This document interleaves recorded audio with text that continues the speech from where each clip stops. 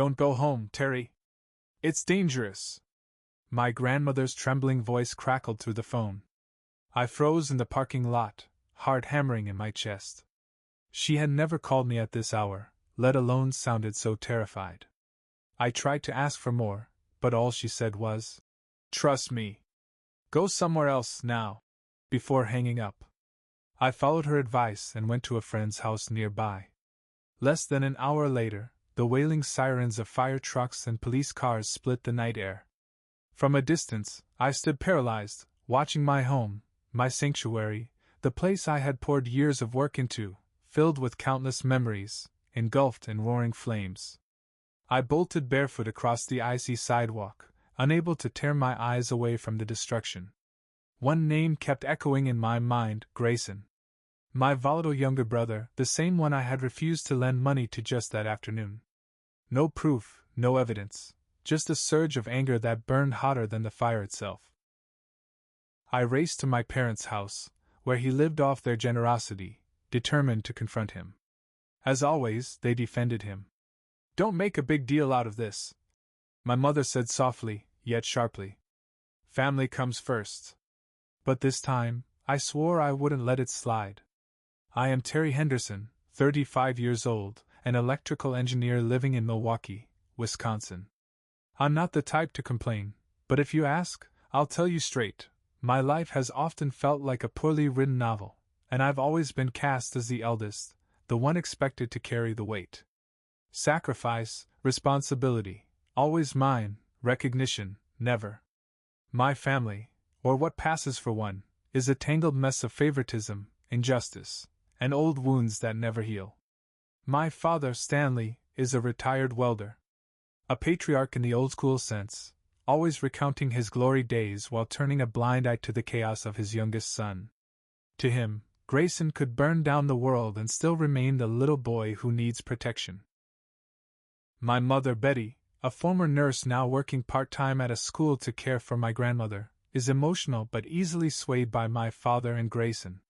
Whenever I tried to discuss the unfairness at home, she would sigh. "Grayson's still young. He needs more help than you." "Young? He's almost 30, Mom." Grayson, my younger brother, is a walking nightmare. At 29, he has no steady job, lives off my parents, and drags trouble home like a shadow. Spoiled rotten from childhood, he never learned responsibility. I remember Mom buying him new shoes while I wore tattered ones. Dad would pat his shoulder for kicking a soccer ball, while I worked part-time from age 16 to help support the family. He is aggressive, selfish, ungrateful. Every fight, every debt, every drunken mess he caused was never his fault. Circumstances, society, or me were always to blame. The only person in my corner has always been my grandmother, Agnes. Over 80, frail, and wheelchair-bound, but razor-sharp mentally. Since my grandfather passed, she's lived with my parents and quietly witnessed the injustice I endured. On long summer afternoons, she would pull me into her lap and tell stories about my grandfather, who she said I resembled, hard-working, patient, always putting family first. "You're my pride," she would whisper. "She has always been my lighthouse, my only light in the darkest days." I live in a middle-class Milwaukee neighborhood where everyone knows each other but minds their own business. My house, a few miles from my parents', is modest but the product of years of dedication. I loved it, not just because it was mine, but because it was my escape from my family's shadow, a place where I could truly be myself. But Grayson, fueled by jealousy and resentment, destroyed it all in one night. The tension between us has never been new. It has smoldered since childhood, simmering beneath every interaction. I remember giving up toys, better food, even the praise I deserved. When I graduated with my engineering degree, Dad simply nodded. "Good, but don't get cocky." When Grayson dropped out, they comforted him. "He'll find his own path." His path was gambling, drinking, and begging me for money. I tried. I truly did. I gave him money countless times, hoping he would change, grow up, see me as more than an obstacle. But every hand extended was met with disdain, even mockery. "Big brother's always got cash, huh?" he sneered. I am not rich. I've worked myself to the bone for stability. That afternoon, he appeared at my door, flushed, eyes wild, demanding a few thousand for a so-called project. I knew the project, a cycle of gambling debts I had foolishly funded before. I looked him in the eye. No, Grayson. Not this time. His face darkened, lips curling into a snarl. You'll regret this, Terry. He slammed the door behind him, storming off. I was used to his temper, but that day, there was something different in his eyes. A cornered animal. I never imagined that threat would come true so fast. That afternoon, the air was bitter, the kind of late autumn Wisconsin chill that cut right through my thin jacket. I had just returned from a long, exhausting shift at the construction site, inspecting electrical systems for a new building. My small house, tucked at the end of a quiet street lined with vibrant red maples, was my sanctuary. But that day, that peace was shattered. Grayson showed up unannounced, pounding on the door hard enough to make it rattle. I opened it to see him standing there, hoodie disheveled, hair a mess, a faint smell of alcohol clinging to him. Bro, lend me some cash. I've got a project, he said, his tone casual, as if he were asking for the time. I sighed and started to close the door, but he shoved his hand against it, forcing it open. Don't act high and mighty, Terry. I need money now. What kind of project needs cash every single time? I asked, keeping my voice steady despite the anger rising in my chest. I'd heard this line a dozen times, new project, big opportunity. It always ended the same way. Grayson disappeared for weeks, buried in debt. He smirked, stepping inside uninvited, plopping onto my sofa like it were his own. You don't need to know. Just give me the money. I clenched my fists, fighting the anger that churned inside me. The room felt suddenly stifling. The mementos on the shelf, the photo of me and my grandfather fishing, my engineering degree proudly framed on the wall, they all reminded me of what I had sacrificed to get here. And Grayson, my younger brother, who had never appreciated any of it, expected me to hand it all over again. No, Grayson, I said firmly. Not this time. How many times have I helped you? And what do you do with the money? Gambling. Booze. Do you think I'm a bank? His face darkened. He shot to his feet, pointing at me. Who do you think you are, Terry? The great big brother? You've got a house, a job, and I've got nothing. You don't help me? Don't blame me for what happens. His voice roared, echoing through my small house. A neighbor peeked out from across the street, but I didn't care. I stared into his eyes, looking for a glimpse of the brother I used to love. All I saw was resentment. Get out of my house, I said, my voice cold as ice. Grayson growled, kicking the leg of the table as he stormed out, the door slamming behind him. I stood there, heart pounding, feeling like I had survived a battle. But I didn't realize the real fight was still ahead. After he left, I sank onto the sofa, hands trembling. I wasn't afraid of him, yet, but the way he had looked at me sent a chill down my spine. Volatile, yes. Bar fights, arrests, chaos, he had a record. But setting my house on fire? I never imagined he'd go that far. I reached for my phone to call Mom, then stopped. What would she say? Grayson's just struggling. Don't blame him. Dad would say, as the older brother, you need to be forgiving. Words I'd heard all my life, each one making me feel smaller in my own family. I didn't call. Instead, I cracked open a beer and stared out the window. Night had fallen. The dim yellow streetlights illuminated scattered maple leaves like little warnings. I thought back to childhood, when Grayson and I used to play together. I remembered giving him my brand new bike, which I had saved for an extra month to buy, and he grinned at me, calling me the best big brother. That brotherly smile was long gone, replaced by jealousy, resentment, and endless demands. My phone buzzed. It was Mom. I hesitated, then answered. Terry, what did you do to make Grayson so upset? Her voice carried reproach, as though I were the problem. He called me, I said, keeping my voice calm. Said I didn't help him at all. Mom, how many times have I helped him? Every time he promises to change, what happens? He throws the money away. Gambling, drinking. I can't keep doing this. She sighed, that familiar sigh I'd heard 100 times. Grayson's had a hard life. Terry, he's not like you. You have to help him. I wanted to scream, to tell her my life had been hard too, that I had sacrificed my youth for the family, but I stayed silent.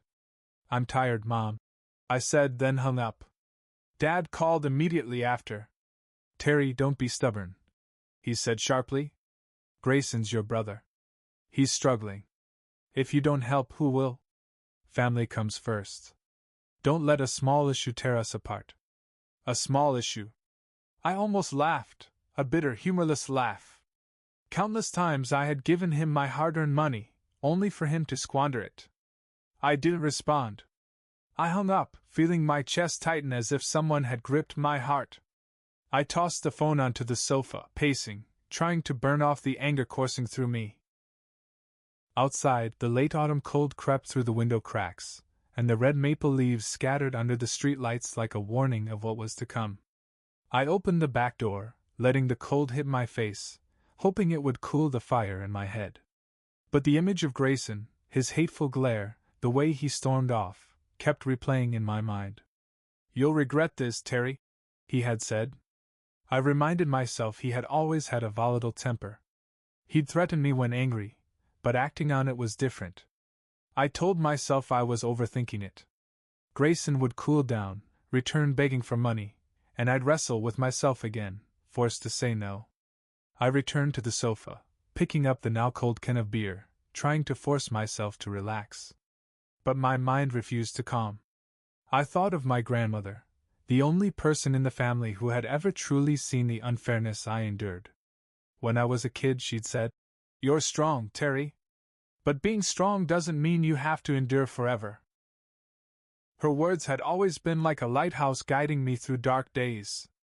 I wanted to call her, to tell her what had happened today. But it was late, and I didn't want to worry her. The next morning, I dragged myself to work, my mind heavy as lead. I had barely slept, haunted by Grayson's threats that kept replaying in my head. The engineering office was louder than usual, the printer whirring, colleagues discussing projects, but it all felt like a foggy haze. I sat at my desk, staring at circuit diagrams, unable to focus. The numbers and wires seemed as tangled as my life. Cynthia, a colleague, patted my shoulder. "Terry, you okay? You look like you've seen a ghost." I forced a smile, shaking my head. "Yeah, just tired." But deep down, I knew the exhaustion had nothing to do with work. It came from the wounds my family refused to acknowledge. After work, I stepped into the parking lot. The evening chill bit at my skin, snapping me fully awake. Then my phone buzzed. My grandmother's name lit up the screen. My heart raced. I answered, voice trembling. "Grandma, what's wrong?" "Terry, don't go home. It's dangerous." Her voice was frail, trembling with fear she could barely contain. My blood ran cold. "Grandma, what's happening? Did Grayson do something?" I asked, panic creeping in. She repeated, more urgently this time. "Trust me, Terry. Go somewhere else tonight. Don't go home." Then she hung up, leaving no chance for questions. I stood frozen, gripping the phone. My grandmother wasn't one to panic. If she said it was dangerous, something was seriously wrong. But what, Grayson? Had he crossed a line I couldn't imagine? I wanted to call back, but her words echoed in my mind, urgent and commanding. I knew I had to listen. I texted Alan, a close colleague who lived a few blocks away. "Can I crash at your place tonight?" His reply was instant. "Come over, bro. My door's always open." I grabbed nothing but my keys and phone, jumped in the car, and drove into the night. Milwaukee's quiet streets passed by, dim streetlights casting an eerie glow as if telling a story I didn't yet understand. I tried to stay calm, but the unease clung to me like a shadow. When I arrived, Alan opened the door, hair disheveled, eyes still sleepy. "What's got you wandering around at this hour?" he asked, teasing but concerned. Family stuff, I muttered. I need a place to crash. He didn't press further, just patted my shoulder and led me into his small apartment. The faint smell of brewed coffee lingered in the air. His old sofa in the corner offered some comfort. Rest up. We'll figure it out tomorrow, he said, heading to his bedroom and leaving me alone. I lay on the sofa but couldn't sleep. My grandmother's trembling voice echoed in my mind like a prophecy. The clock read nearly 1 a.m. I tried to imagine what could have scared her so badly. Grayson, what could he do? Trash the house? Or was it just another empty threat? I tried to rationalize it, telling myself I was overreacting. Maybe Grandma was just worried.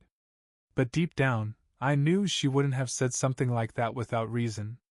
I tossed and turned, the faint aroma of drip coffee from the kitchen doing nothing to soothe me. Streetlights filtered through the curtains, casting hazy streaks across the ceiling, as if hinting at a story I couldn't yet grasp. Her voice lingered, urgent and impossible to ignore. I closed my eyes, trying to force sleep, but the image of my house kept returning. The house I had poured sweat and tears into. The place filled with memories. The photo of me with my grandfather, the chair I'd built by hand, the worn engineering books I'd studied endlessly. These small things were my world. The thought of Grayson destroying it made my heart clench. I told myself, no, he wouldn't dare. He's reckless, but not insane. Then, like a knife slicing through the night, the piercing wail of fire trucks and police sirens shattered the silence, sharp and relentless. My heart leapt. I bolted upright, yanking the curtains aside. Red and blue lights flashed across the street. Black smoke spiraled into the night sky, mingling with the fierce red glow of flames. A chilling dread shot down my spine. My neighborhood. My house. On fire. I ran out of Alan's apartment barefoot onto the icy sidewalk, the wind biting my face, adrenaline drowning everything else. I froze at the end of the block, paralyzed as the flames devoured my home, black smoke twisting like a monstrous serpent. The acrid stench of smoke and gasoline burned my eyes. Firefighters shouted, hoses spraying torrents of water, but the fire refused to relent. The front door where I'd stood that very afternoon, greeting Grayson, was now nothing but a warped, charred frame, buckling under the heat. Neighbors had gathered, whispering among themselves, some recognizing me.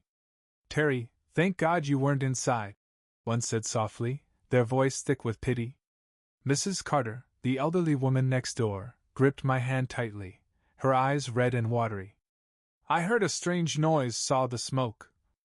I called 911 right away, she murmured. Her words barely registered as my mind refused to focus. My grandmother's warning echoed in my head. Don't go home, Terry. It's too dangerous. If I hadn't listened, if I'd been inside. I couldn't finish the thought. I stood frozen, heart tearing apart, staring at the merciless flames consuming my home. The house I had built with sweat and blood, filled with so many memories. The photo of me and my grandfather by Lake Michigan, the wooden chair I had painstakingly crafted, the worn engineering book I'd read over and over. All of it was vanishing into smoke and fire. Each crackle, each collapsing beam, felt like a knife plunging into my chest. But the deepest wound wasn't the house, it was the brutal betrayal of my own flesh and blood. I knew, without a shadow of a doubt, that Grayson had done this. I didn't need proof. I could feel his hatred flickering in every flame, as if the fire itself were him, ruthless, unrelenting. The acrid smell of gasoline burned my lungs, mingling with his earlier threat. You'll regret this, Terry? The pieces formed a horrifying mosaic, a nightmare I couldn't wake from. A firefighter, soot smeared across his face, grabbed my shoulder and pulled me back. Hey! It's too dangerous, stay back! He shouted, his voice cutting through the roar of the fire. I wanted to scream, to rush into the inferno, clawing for even a fragment of my memories. But the firefighter stood firm, a wall between me and my burning home. My body froze, yet my heart raced, eyes stinging. Whether from smoke or grief, I couldn't tell. Police had cordoned off the area, red and blue lights flashing across the street, mocking my helplessness. I was 35, standing helpless as my entire life turned to ash. I stumbled back toward my car, hands trembling, phone clutched in my grip. I wanted to call my grandmother, to tell her she'd saved me, that I was alive because of her. But my throat constricted, and I couldn't speak. Tears burned my eyes, but I bit my lip, holding them back. I couldn't cry. Not now. My grandmother had always called me strong, but in that moment, I felt like a lost child, abandoned amid the ruins of my own world. Anger, grief, and betrayal clung to me like the black smoke filling the night. As the flames were brought under partial control, their furious red glow yielded to thick, choking smoke. Firefighters, drenched in sweat, sifted through the smoldering debris, while police lights flickered across stunned neighbors' faces. I stayed back, yet I could still feel the fire's heat licking my skin. A man in a reflective jacket approached, his expression stern. He introduced himself as Tom, a fire investigator. His voice was calm, professional, but his eyes were sharp enough to pierce through me. "You're the homeowner, right? Terry?" he asked, flipping open a notebook, pen poised. I nodded, voice dry and hoarse. "Yes. That's me." Tom studied me, gaze unwavering. "Did you leave the stove or any candles on?" "No," I said, forcing my voice steady. "Nothing was left on." "Was anyone else in the house?" he pressed, pen scratching across the paper. "I live alone," I replied, each word stabbing at my chest. "I wasn't home tonight." Tom's brow furrowed as he wrote more notes. "Not home? Why not?" I hesitated, my grandmother's image flashing in my mind, her trembling voice still ringing. "Don't go home, Terry. It's too dangerous." I drew a deep breath. "My grandmother called me," I said finally, keeping my voice even. "She warned me not to go home. There was danger." I didn't say more. I didn't utter Grayson's name, though it burned in my mind. Suspecting something was one thing. Accusing without proof was another. I didn't want to come across as a crazed man throwing accusations, but the truth burned in me. Tom paused, pen hovering over his notebook, eyes narrowing as he studied me. "Warned you? Does anyone have a reason to want to hurt you?" His question hit like a punch to the chest. Grayson. The name echoed in my mind. I wanted to scream it, but I swallowed hard, standing there with the lump in my throat. I'm not sure," I admitted, voice faltering, weak. I knew the truth, but without evidence, I was just a man standing amidst the ashes of his life. Tom's gaze remained sharp, reading me like an open book. "All right," he said finally. "We'll investigate. The smell of gasoline is strong. This wasn't accidental. If you remember anything, call me." He handed me a business card and returned to the scene, where firefighters wrestled with stray embers in the wreckage. I stood, eyes fixed on the flickering glimmers in the ash, mocking sparks that seemed alive. The stench of gasoline filled every breath, confirmation of what I already knew. Grayson had done this. Not fate. Not accident. But him, burning hatred, ignited with fire and gasoline. Yet I had no proof, only the volcano of anger and grief inside me, ready to erupt. I staggered back to my car, gripping my phone, trembling. I needed my grandmother. I needed her clarity, her eyes, her wisdom. I dialed her number, heart hammering, and she answered on the first ring. "Terry, are you okay?" Her voice was fragile, yet sharp with worry, as if she had been waiting for me all night. I'm okay. Thanks to you."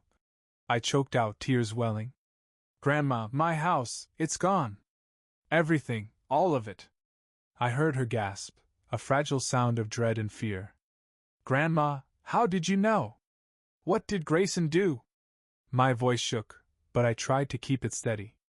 She was silent for a moment, then spoke slowly, deliberately. "Tonight I saw him at your house. He was muttering, cursing you, saying you'd pay. I was nearby, pretending to sleep, but I heard everything. Then, He called some friends, mentioned buying gasoline. I wasn't sure, but my gut told me something terrible was coming. I couldn't let you be in danger, Terry. Her voice broke, fragile as if she carried part of the pain herself. I gripped the phone tighter, feeling my veins freeze. Gasoline. Grayson. The pieces clicked together like shards of glass. Thank you? Grandma. I whispered, voice shaking, tears finally spilling freely. You saved me. I hung up, hands trembling, mind reeling. She had seen the truth. She had saved me from Grayson's deadly intent. But the cost was everything: my home, my memories, reduced to ash. The fury inside me was no longer a flame, it was a storm, a tempest sweeping away all reason. I slammed my foot on the gas, hurtling toward my parents' house, where Grayson freeloaded as always. Milwaukee's streets blurred past the window, the familiar now alien.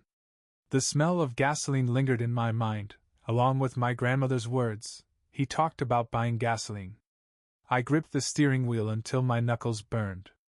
I wanted to confront him, stare into his eyes, force an admission. But deep down, I feared not Grayson, but my parents. Shielding him again, twisting me into the family villain. Their house was a cruel contrast, warm, bright, alive. I pushed the door open, smoke still clinging to my clothes, eyes bloodshot with anger and pain. Mom rose from her armchair, a cup of tea in hand, eyes wide with panic.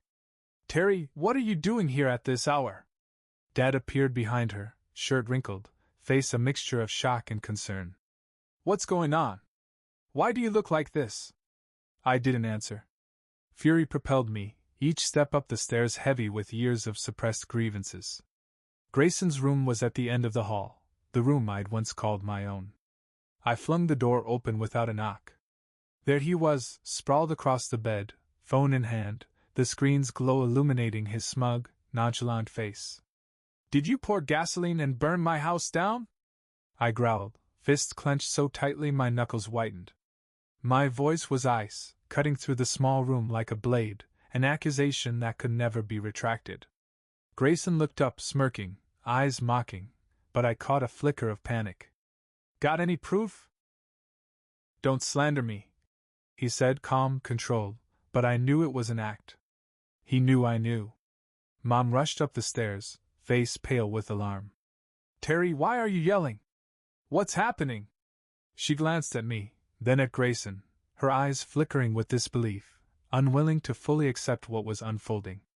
Dad appeared behind her, arms crossed, his expression hard, the same sternness he wore whenever I challenged the fragile harmony of our family.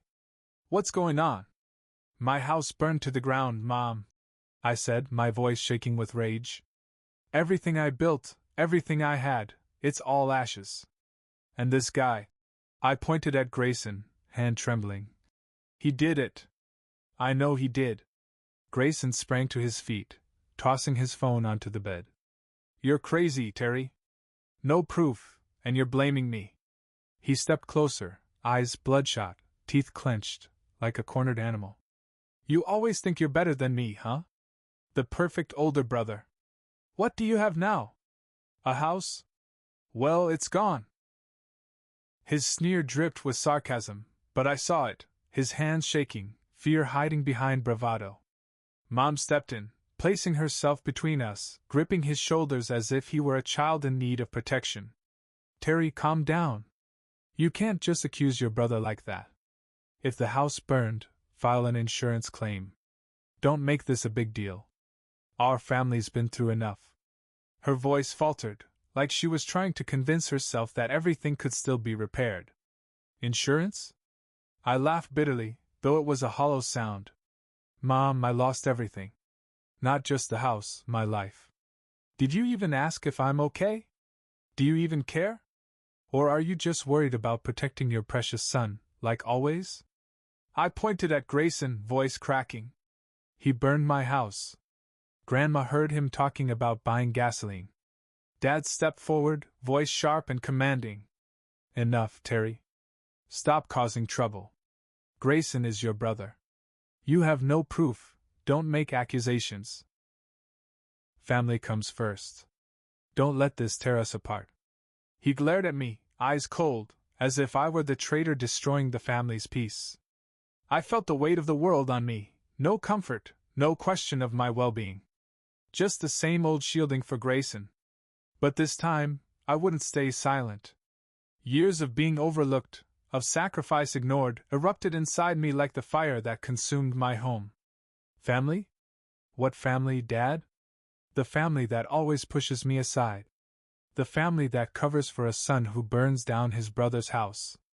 I've sacrificed everything, and no one noticed. No one cared. My voice broke with rage and pain. Grayson smirked, stepping closer. Sacrifice? What do you know about sacrifice? You had a house, a job, while I had nothing. You didn't help me. This is the consequence you face. His words were almost a confession, and I saw Mom flinch, eyes wavering, though she still held him tightly, unwilling to release him to the truth. The consequence I have to face? I repeated, voice low, sharp as a blade. You burned my house, Grayson. You poured gasoline, lit the match, and watched it burn. You think I don't know? Grandma heard you talking about the gasoline, about making me pay. I stepped closer, just a few feet from him, eyes locked on his. I wanted him to face the truth, to admit it.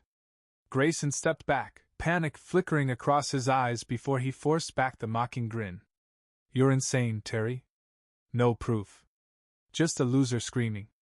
His voice trembled though, and I knew I was breaking through. Mom burst into tears, hands covering her face. Terry.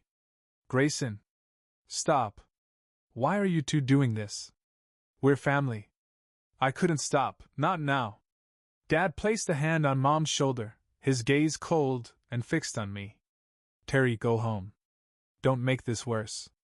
We'll deal with it later. But I knew, deal with it meant burying the truth, like always.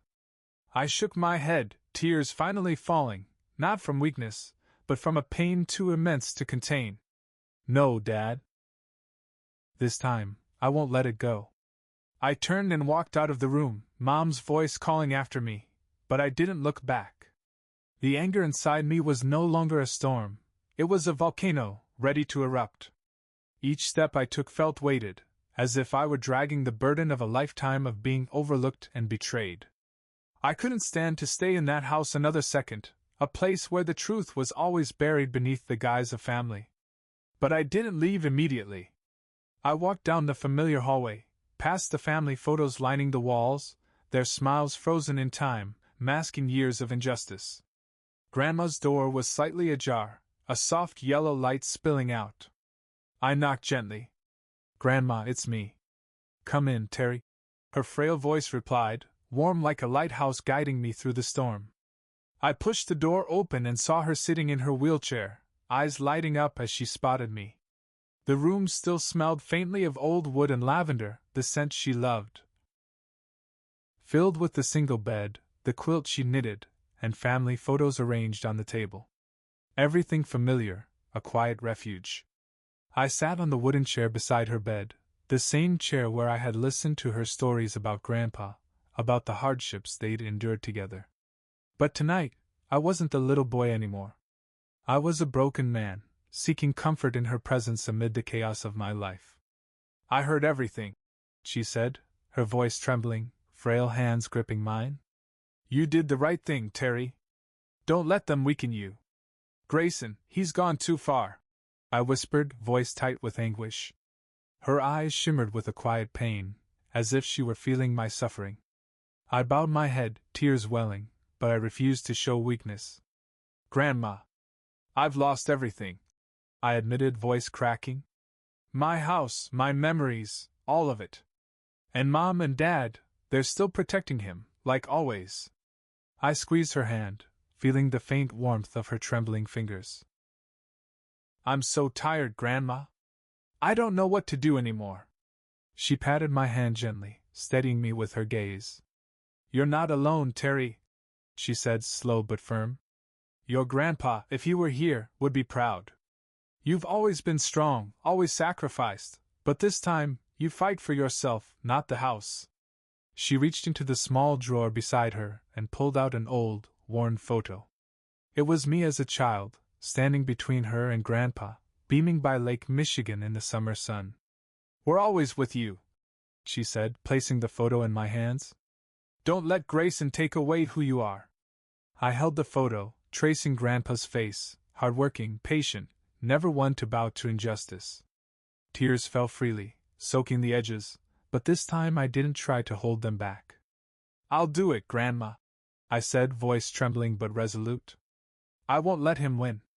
She nodded, pride and worry mingling in her eyes. "Go, Terry. Find your justice, but be careful." I hugged her tightly, drawing strength from her frailty, and stepped into the storm outside, the photo in my pocket like a talisman. As I left my parents' house, I didn't look back, though Mom's faint, desperate voice echoed in the distance. Anger still burned in me, now tempered by a cold determination. I thought back over the years of comparisons, of being overlooked, forced to yield to Grayson simply because he was the youngest. I remembered the boy I had been, always striving to please, to be the perfect older brother. I remembered giving Grayson the new bike I'd worked an extra month to buy, watching him grin and call me the best big brother. But that smile never lasted. I remembered Mom and Dad buying him new shoes while I wore tattered ones. I remembered working part-time from age 16, bringing money home while Grayson squandered cash and caused trouble, always shielded by our parents. "He's still young," Mom would say, though he was only a few years younger. "You have to love your brother, Terry," Dad would remind me as if my love was never enough. Grandma's words had always been my beacon. "You're strong," she told me when I vented about Grayson. "But being strong doesn't mean you have to endure forever." Her voice reminded me that I deserved to be seen, to be valued, something my parents never offered. To them, Grayson was the child to protect. I was the one who had to sacrifice. The burned-down house was the final straw. It wasn't just a building, it was the symbol of years of sweat and perseverance, a testament to my independence despite my family's neglect. Grayson had destroyed it, along with the last shred of my faith in what they called family. But I wouldn't crumble. Grandma's words, the photo in my pocket, the years of silent endurance, they ignited a new fire in me. This fire was not of rage alone, it was the determination to reclaim justice. I drove to Allen's, heart heavy but mind sharper than ever. Milwaukee's streets were quiet, dimly lit by street lamps casting a muted yellow glow on empty sidewalks. I parked outside his small apartment and knocked. Allen opened the door, concern etched across his face. "You okay, Terry?" I shook my head. "Not okay," I said, then recounted the fire, the confrontation with Grayson, my parents' reaction, and Grandma's words. Allen listened without interruption, nodding, then clapped me on the shoulder. "I know you're hurting, bro. But you need proof. If Grayson did this, don't let emotion control you. I know someone who can help." I frowned. "Who?" "Victor Ramirez," Allen said confidently. "Private investigator, well known in Milwaukee. Helped a friend of mine dig up evidence in a theft case. If anyone can get dirt on Grayson, it's him." He scrolled through his phone, handed me a number. "Call him, but stay calm. Don't let anger make you lose control." I took the number, feeling a flicker of hope in the darkness. "Thanks, Allen. I don't know what I'd do without you. You're my brother, Terry," he said, clapping my shoulder again. "I've got your back."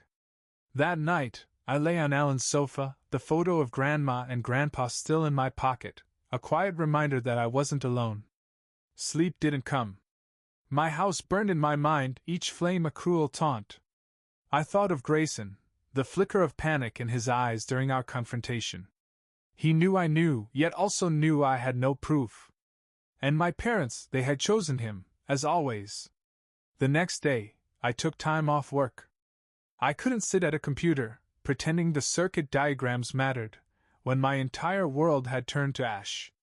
I drove past the ruins of my house, my chest tightening at the sight of the charred remains of the keepsakes I'd treasured for years. Blackened fragments lay scattered like shards of a shattered life. A single scorched piece of wood caught my eye. I stopped the car, stepped out, and picked it up, my fingers tracing its rough surface. Pain stabbed deep into my chest like a knife. This wasn't just a house. It was the proof of years of sweat and toil, the place where I found peace amid the storms of my family. Now, it was reduced to ash and smoke, nothing but blackened memories. I stood in the late autumn Milwaukee chill, the wind stirring the ashes like restless ghosts. I clenched my jaw, swallowing back tears. I slipped the piece of wood into my pocket, a silent vow that I would seek justice. Not just for the house, but for everything I had lost. My phone buzzed, pulling me from my thoughts. A text from Cynthia, a close colleague, lit up the screen. Terry, heard about your house. You okay? Let me know if you need anything. I gave a bitter smile, touched by her concern, realizing that the kindness of friends now mattered more than the empty words of my family. I typed back quickly, thanks. I'm okay. I'll reach out if I need anything. But I wasn't okay. I was just trying to stay upright, to keep the anger and pain from consuming me. I drove to the office of Angela Whitmore, a well-known lawyer in the area. Her office sat in a small building on Wisconsin Avenue, a modest sign hanging above the door. When I walked in, Angela, a middle-aged woman with neatly tied silver hair, greeted me with a firm handshake. I'm Terry, I said, trying to mask the tension in my voice. Terry Allen told me about your situation, she said, her tone warm but direct. Sit down.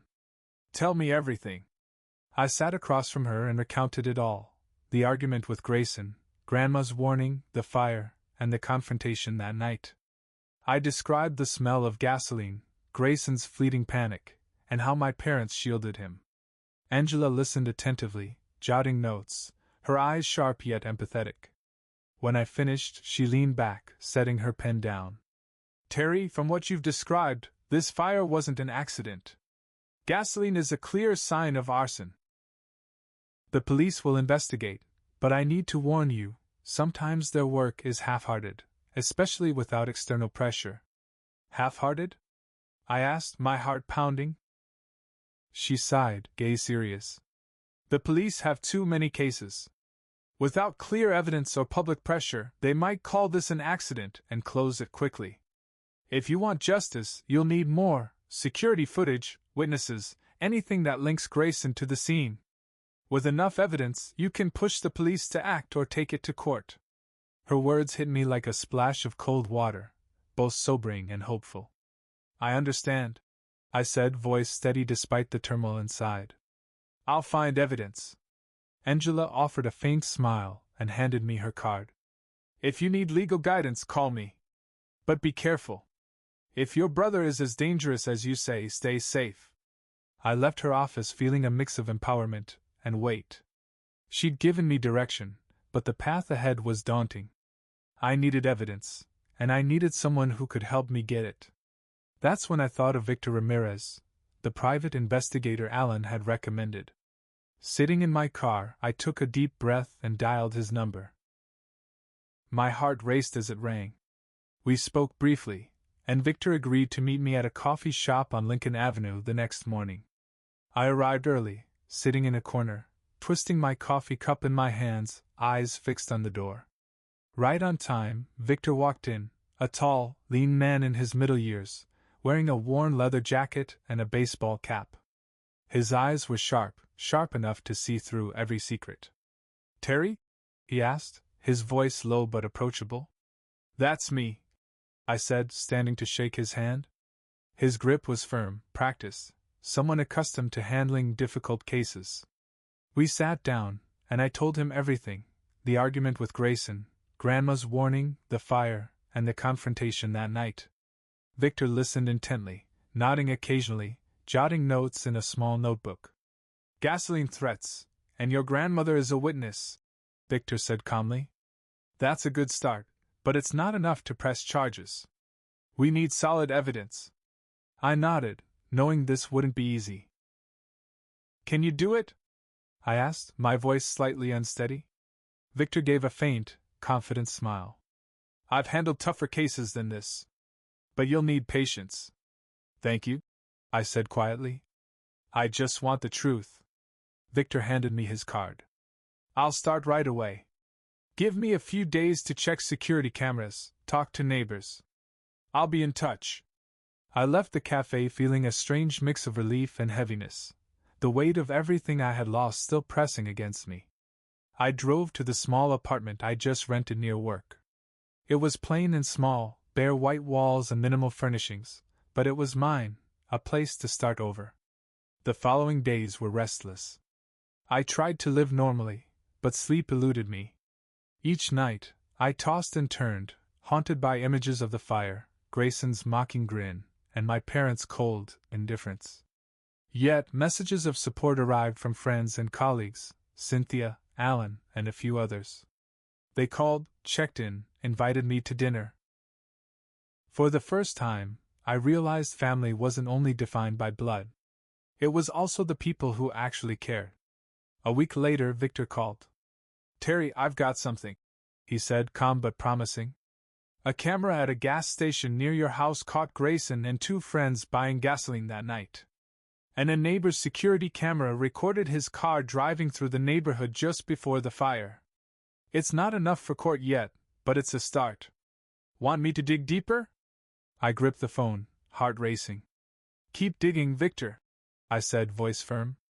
I want the truth, the whole truth. Victor nodded, and I hung up. In the days that followed, I kept busy with work, insurance paperwork, and police cooperation, though their slow pace tested my patience. Occasionally, Mom texted, pleading, Terry, come home. We need to talk.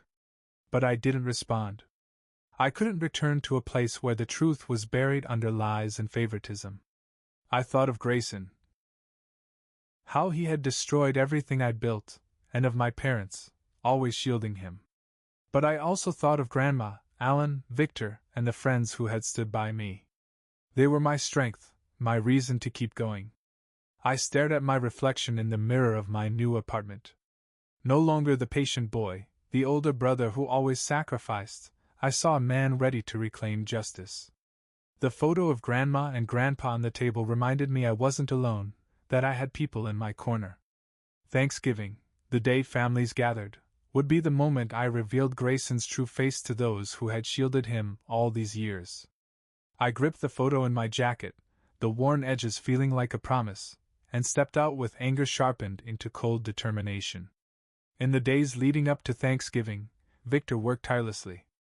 He sent me grainy but clear footage from the gas station showing Grayson in his familiar gray hoodie holding a gas can, eyes furtive and guilty. Mr. Jenkins, a neighbor, gave a statement confirming Grayson's car passed through the neighborhood just before the fire. Victor compiled a concise, detailed report outlining the timeline and linking Grayson to the crime. It wasn't court-ready yet, but it was enough to begin dismantling the wall of protection my parents had built around him. Thanksgiving arrived, Milwaukee bitter and cold, the winter wind cutting through the streets. I drove to my parents' house, hands gripping the steering wheel, the folder of evidence on the passenger seat. I wanted them to see Grayson, not the precious son they indulged, but the one who had destroyed my life.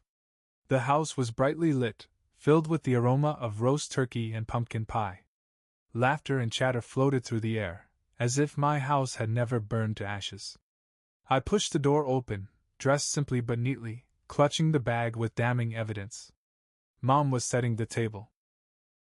Her face brightened when she saw me, but the worry returned quickly as she noticed the seriousness in my expression. Terry, you're here, she said, trying to sound cheerful, but her eyes wavered. Come in, the food's almost ready. Dad sat at the head of the table, carving the turkey, and looked up at me. Right on time, he said, his voice calm, but his eyes wary, sensing a storm approaching. Grayson appeared at the top of the stairs, his hoodie sloppy, a smirk curling across his face when he saw me. Oh, the great big brother's here, he said, dripping with sarcasm. Come to ruin Thanksgiving? Grandma, sitting in her wheelchair at the corner of the table, looked at me with a steady gaze, as if she already knew why I was there. I took a deep breath, set the bag on a chair, and straightened my back.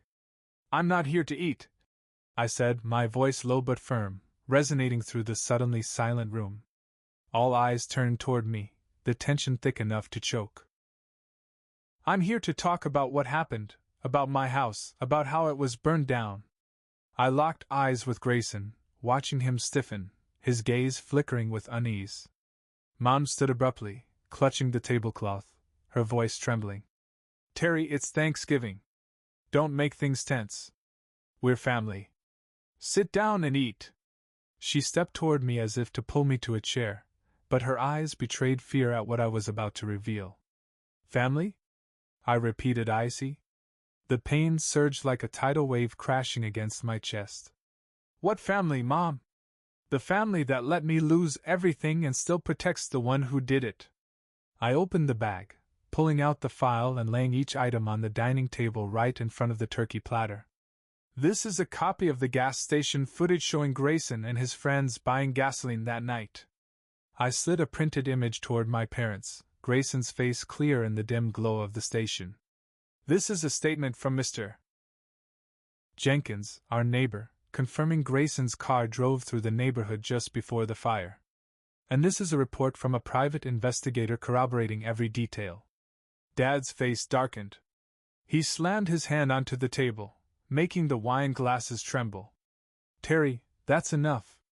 You have no right to accuse your brother like this. It's Thanksgiving. Do you want to destroy everything?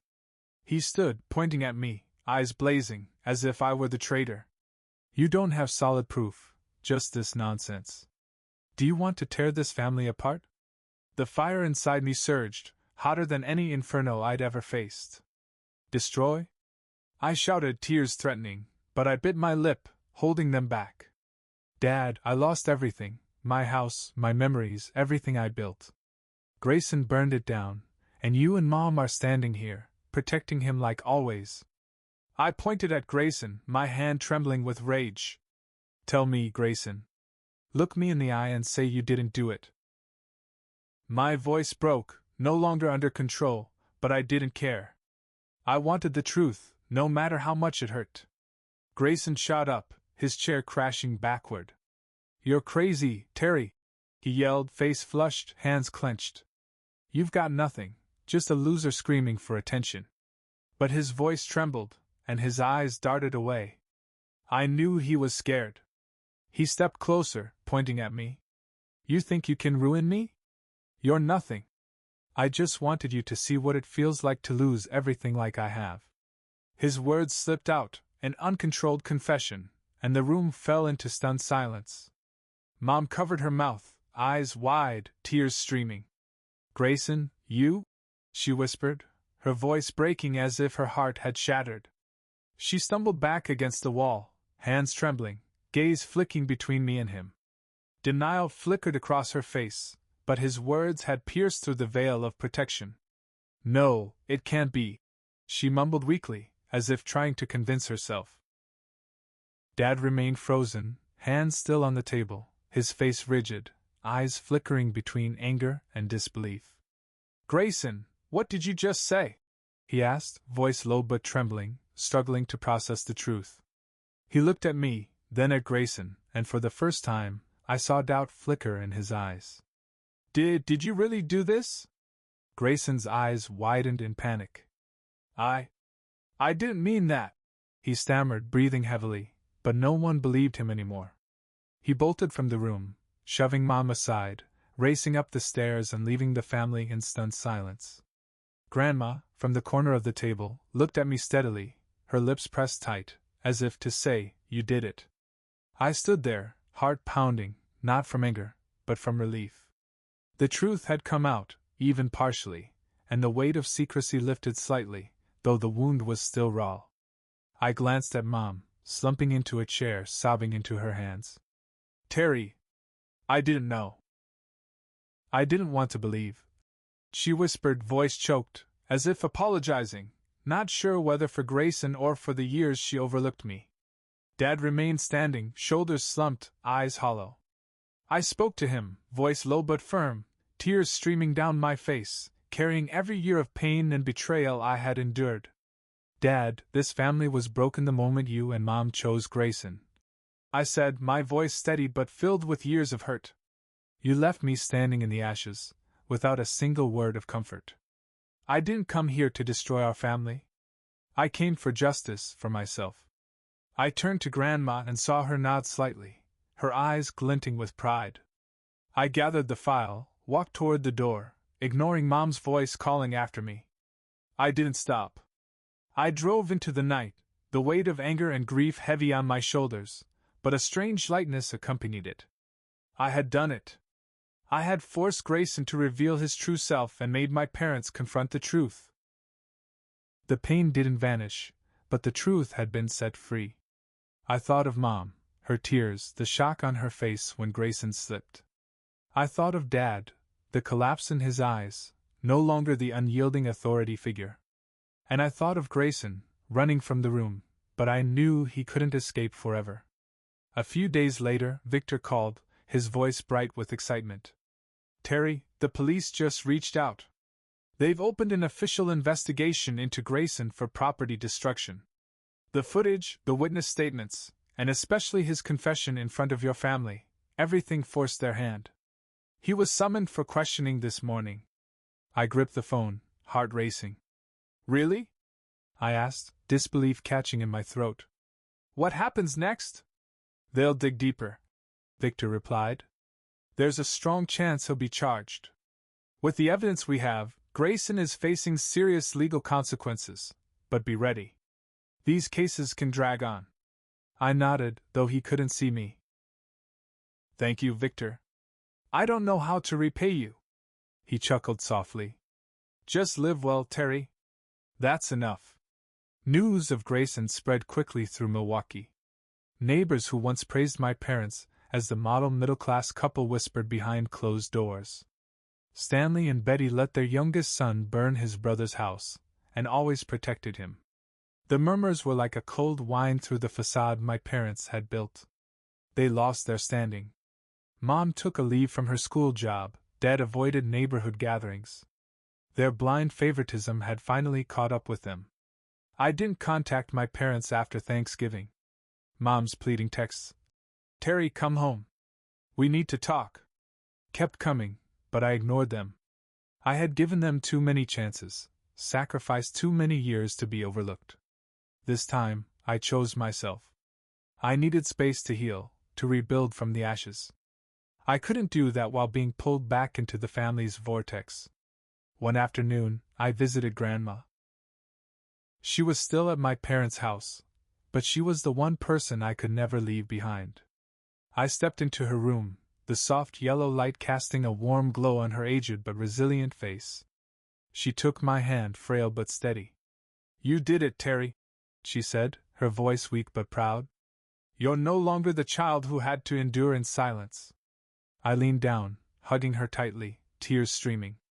I couldn't have done it without you, I whispered. She patted my back, as she had when I was a child. You're stronger than you know, Terry, she said. Your grandpa would be so proud. Her words were a beacon, lighting the path ahead, even knowing it wouldn't be easy. In the months that followed, I rebuilt my life. I bought a modest home in the Milwaukee suburbs, simple but mine.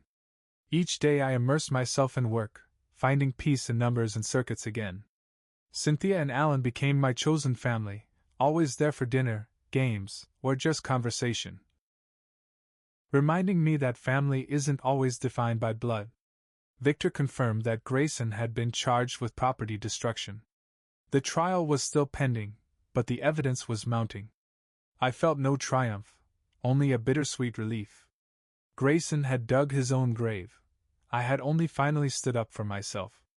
One evening in my new home, I stared at the photo of Grandma and Grandpa on the table. I thought about the journey from a boy who endured, always striving to please, to a man who faced the truth, no matter how painful. Grandma's words echoed clearer than ever. Sometimes the danger isn't outside, but within the family itself. Yet justice and dignity belong only to those brave enough to stand and fight, even when it costs them everything. I sat quietly, the warm light falling on the photo like a beacon over the scars in my heart, knowing I had reclaimed my life and my courage. I wasn't alone, and I would never let anyone take that away again.